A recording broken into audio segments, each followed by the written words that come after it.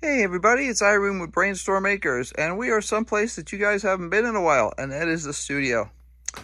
Now, this is a heavy production portion of the studio where I do a whole bunch of my casting. This little beast here is a furnace, an induction furnace where some of the metal is melted. This guy over there, that white box, is a burnout oven where the wax from the lost wax processes is finished being burned out, and also the investment, which is like a plaster, is hardened by the cooking process.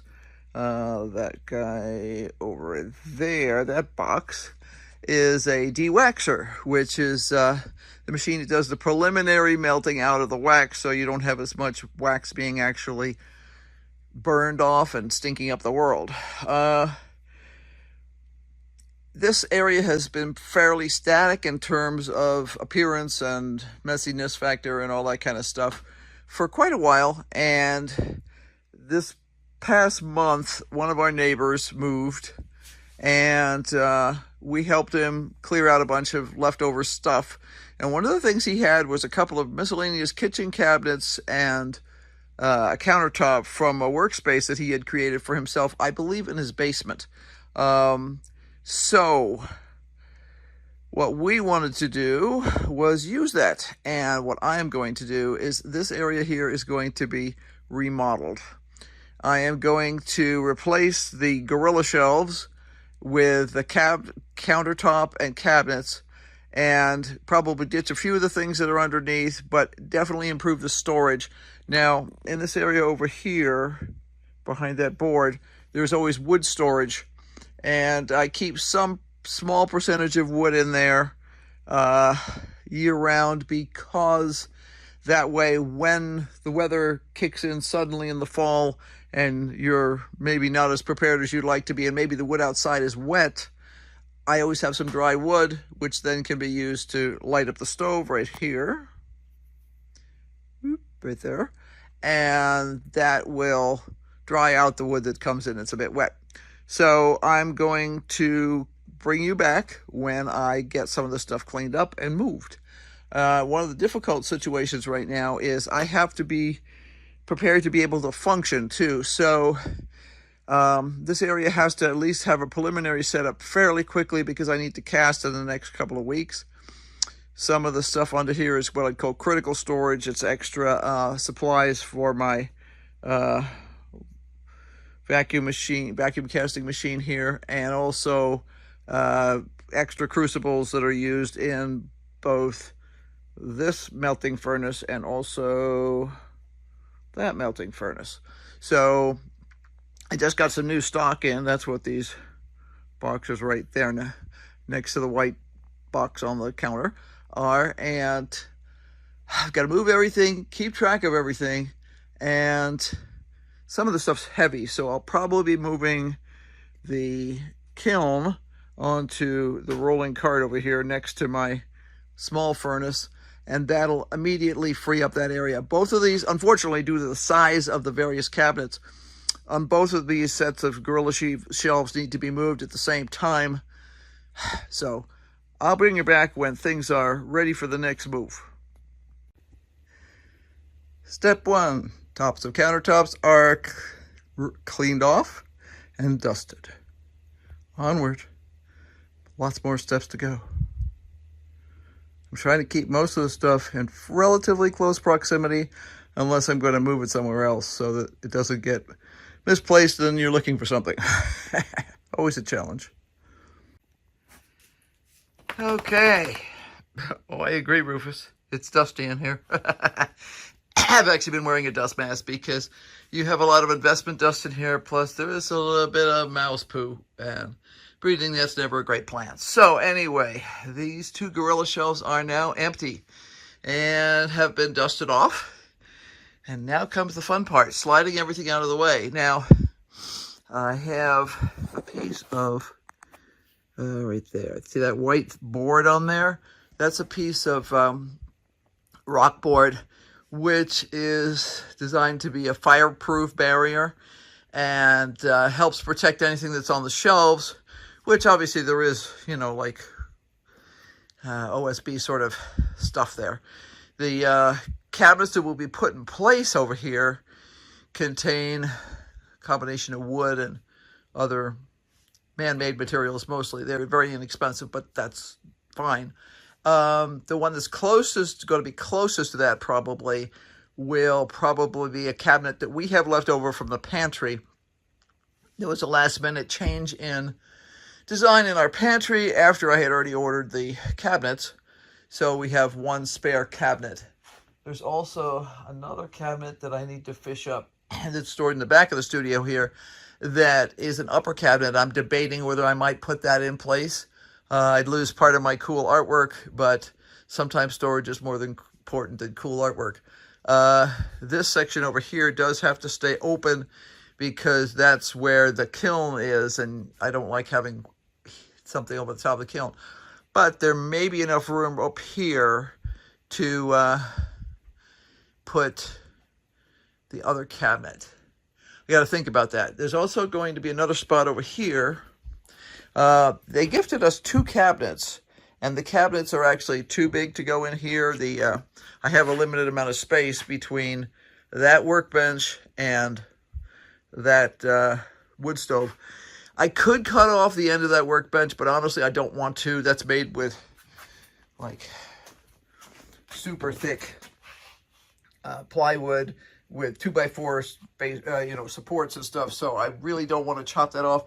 If I had to, I would, but I think I would rather shorten this area and use the remnants over there because there's a space in there. And actually, what I'm thinking about doing is shifting this entire wall because I want to have more room for doing enamel working. And right now I'm limited to a 4-foot strip like this, and it's not quite enough. So, well, this is the most important part. This has to get done now. The enamel working area is functional, if not spacious, and we can make it work. So I'll be back when something else happens. Okay, everything has been moved and swept.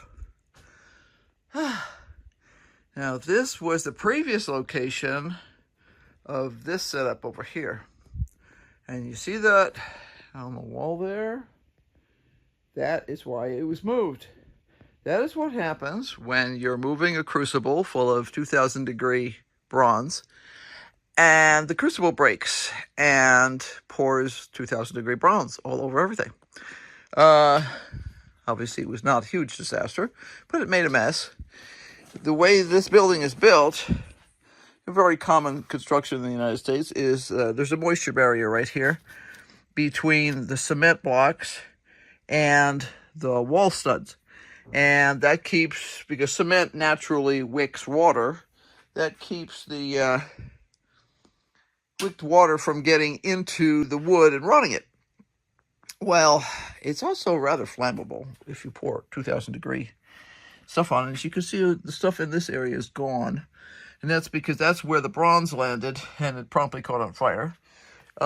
Because I always have extra water around, I simply threw a bucket of water on the wall and that put it out. But there was down here, underneath the, well, it would have been this one, underneath the shelving, there was a store of some boxes and things like that. And they caught on fire and they would not go out. So, fortunately, because I was wearing welding gloves and a welding jacket and a welding vest, which is all leather, I simply threw it out in the snow because it was wintertime.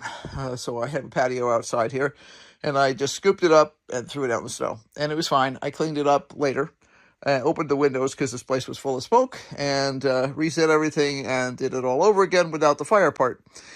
But I decided that after that happened, I was not going to have my pouring station up against the wall anymore. So this is messy right now because it's all stacked with stuff, but this is where it is now instead.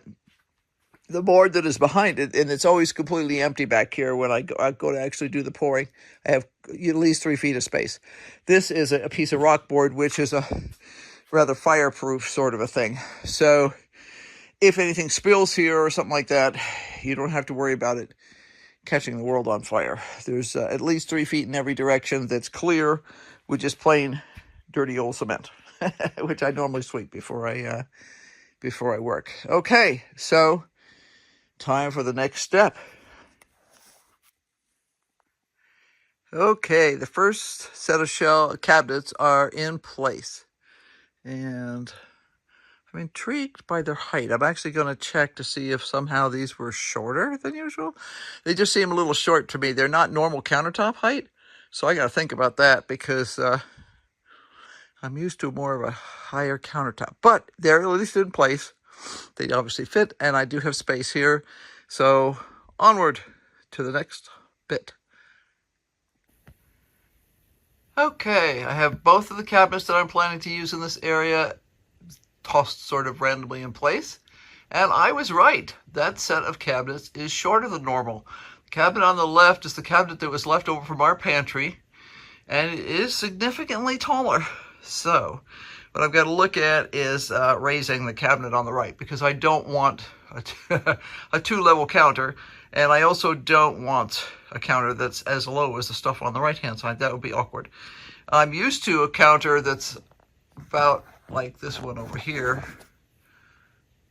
higher, so which is standard countertop height. So, okay, vaguely in place. Got to do some detailing here and some raising. So I'll be back as soon as I get this figured out. I'm attempting to make this as mouse-proof as possible, so I'm going to have to figure out a few things here. Okay, so next project is I'm looking at the actual construction of this, which obviously needs to be washed. I just fished up my detergent over here. I'll do that. But my goal is to make this as mouse-proof as possible. Now, that's not an easy task because the little beggars can get in through very small spots. But at least if I do a pretty decent job, you know. Now, this set of cabinets has obviously been reused several times, and at some point it had plumbing in it. So there were holes on the bottom that had been cut, and that had been pieced by the previous owner or somebody, I don't know. And that piece there is open. Now, there's the other place here that is open is, see if you look here, the stuff goes down to the floor, is the side. So what I've done is I've fished up a piece of board here, and I'm just going to set it on there and screw it in place, because that means that that nice little house down there that the mice would move into is closed up. So I'll do that, and then I have to decide how I'm going to raise this. Let me see what the actual measurement is. Oh, there it is. I had to figure out where I left my tape measure. This is a solid 2 inches shorter than this. What I may do is leave this down on the floor and then put 2 inches of spacer in here. It would certainly be easier than dealing with something down on the ground. So that's the next process, is I'll screw this in place. That'll make that one continuous